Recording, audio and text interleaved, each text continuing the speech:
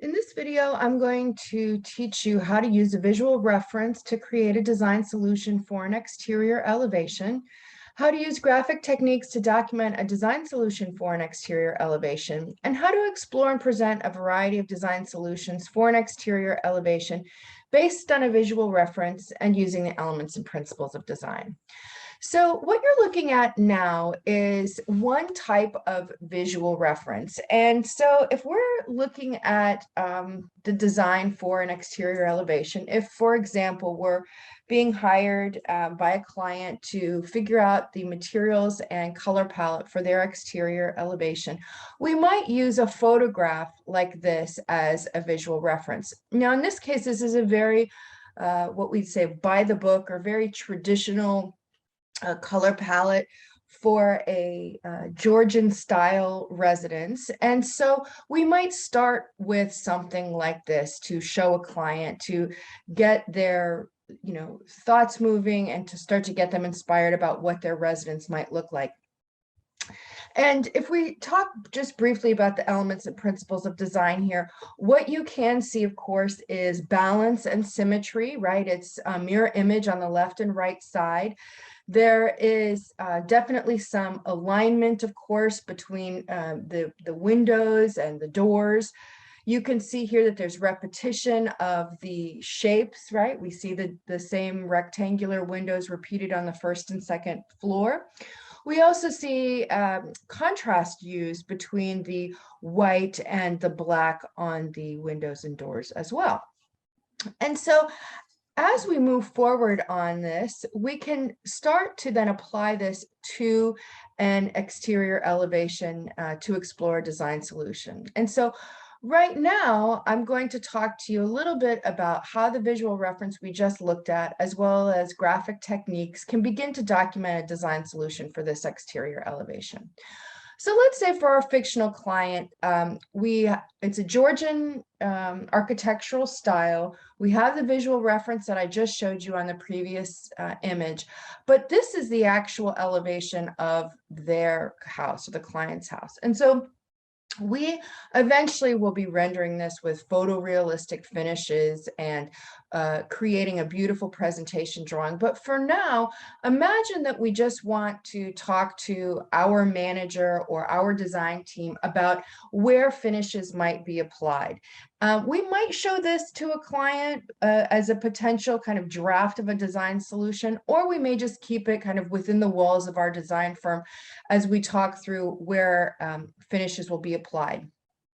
And so again, you can see the visual reference that I just showed you has been applied to this more unique drawing that's related specifically to the client.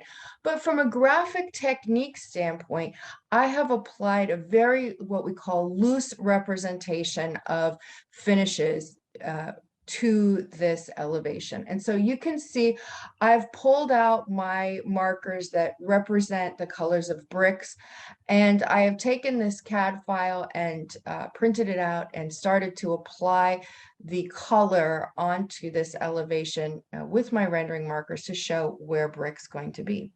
Now you can see I'm not scribbling it, even though this is a very loose graphic style.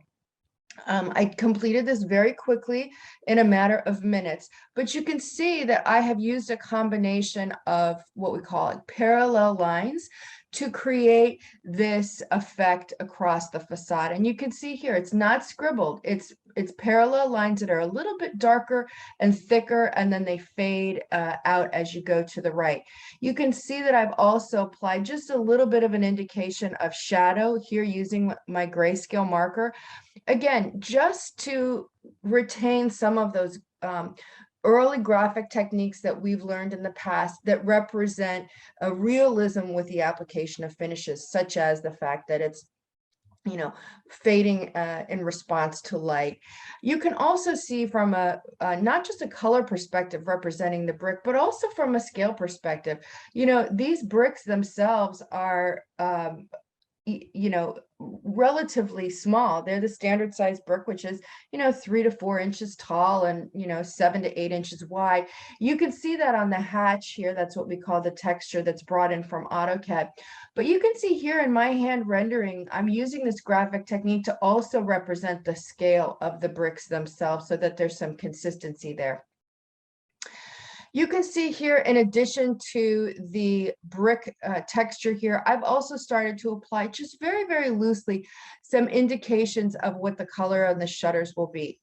Now, notice also that there are some hand-drawn lines that are a little bit sketchier here that I have applied to the windows, just so that the looseness of the sketching technique that you see on the brick is starting to come across and kind of soften the edges of the AutoCAD drawing so that it doesn't have that kind of bad ransom note effect where we've just rendered certain things and left other things. I'm trying to create a consistent graphic style throughout, even though I'm mixing the media of markers with pen and an AutoCAD drawing. And you can see here, I've carried that effect as I show the shingles on the roof as well.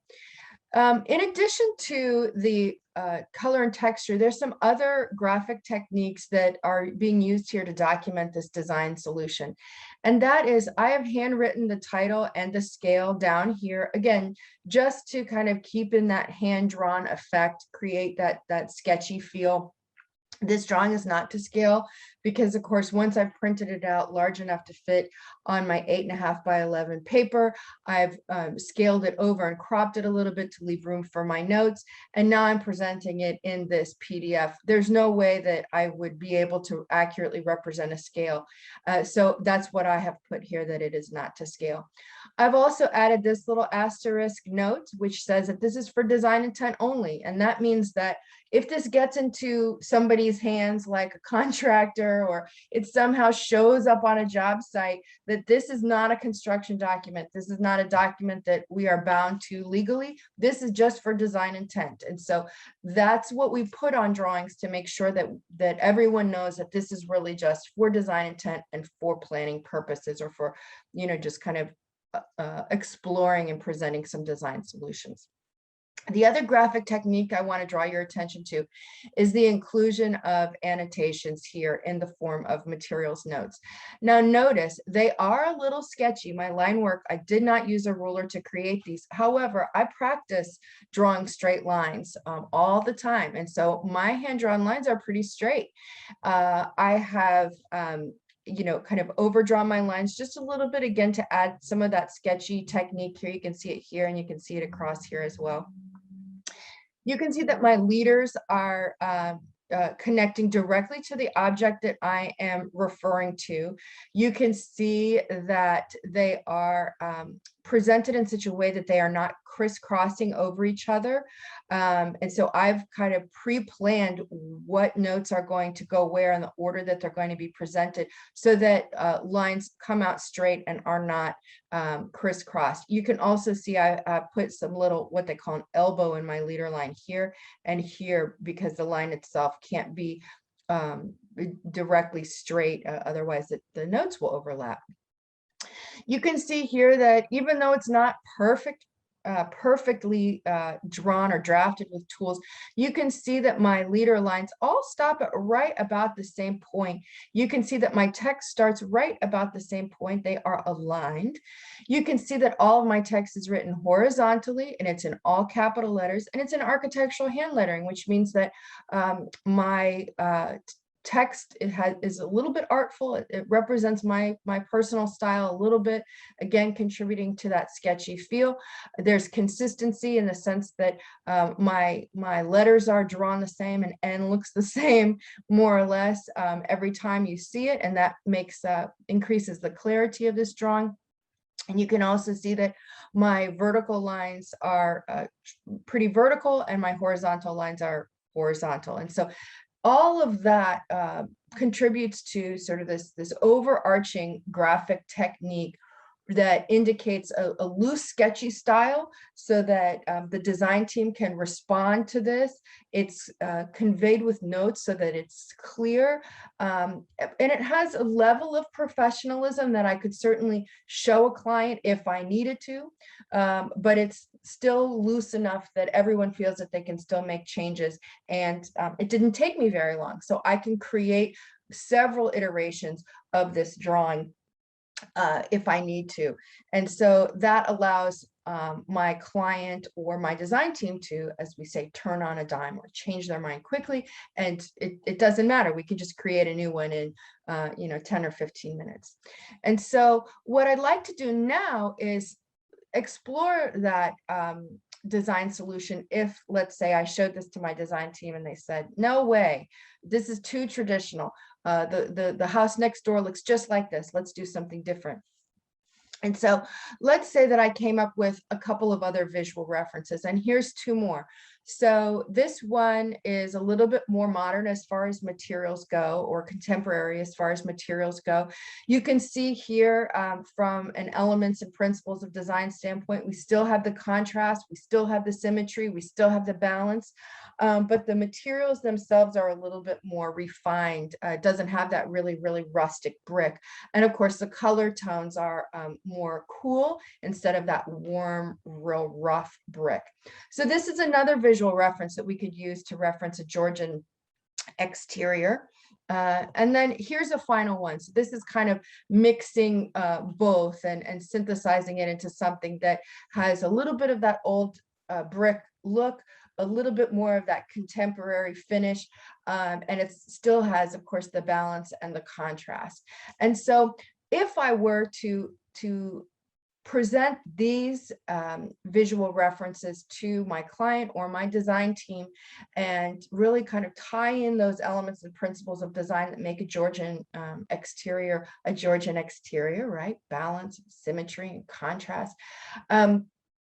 Then now I have a lot more things to start to think about and bring together to develop and present a variety of design solutions for an exterior elevation. So now when I look at this, this is the original AutoCAD drawing with just the CAD line work on it.